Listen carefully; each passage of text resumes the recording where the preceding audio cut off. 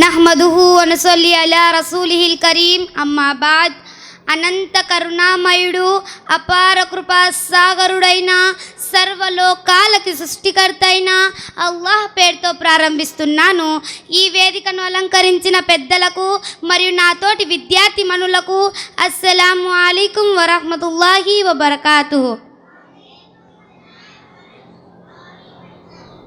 ఈరోజు నేను చెప్పబోయే అంశం పేరు వక్ఫ్ బోర్డు బిల్.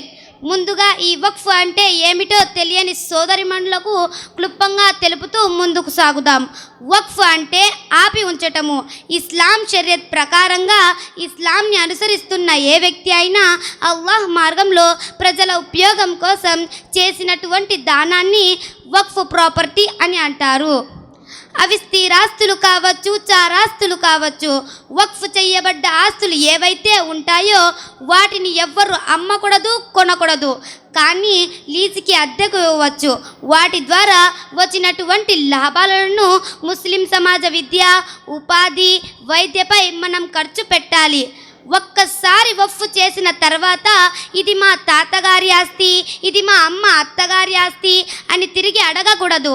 ఈ వక్ఫ్ అనే పద్ధతి ఎప్పటి నుంచి ప్రారంభమైందో తెలుసుకుందాం.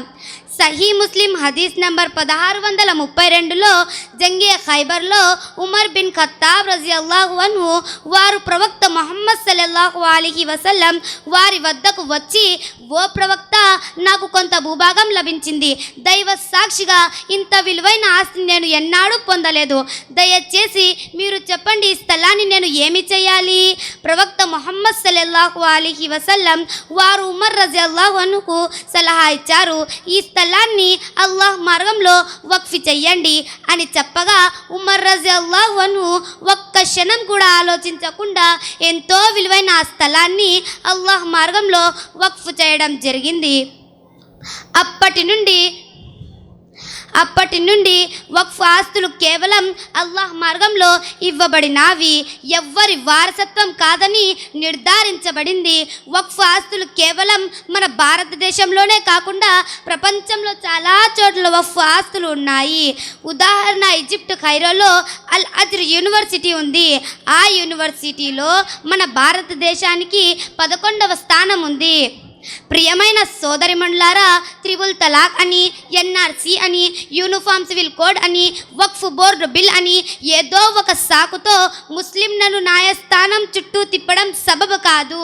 ఇటువంటి సమయంలో మనమంతా కలిసి కట్టుగా ఉండి రాబోయే ఆపదను ఎదుర్కోవాలి.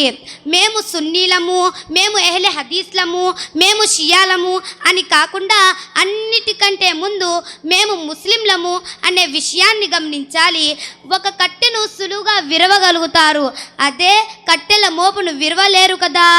స్నేహితులారా, అసత్యం ఎంత బలమైనా నశిస్తుంది, కానీ సత్యం ఎంత బలహీనమైనా గెలుస్తుంది. ముస్లిముల దృఢ సంకల్పాన్ని ఛేదించదు ఏ బాణం ఏ విల్లు. ముస్లిముల దృఢ సంకల్పాన్ని ఛేదించదు ఏ బాణం ఏ విల్లు. మాపై వేసిన మీ ఆరోపణలు నిల్లు, మాపై వేసిన మీ ఆరోపణలు నిల్లు. మాకు అవసరం లేదు లేదు సవరణ వక్ఫ్ బోర్డు బిల్లు.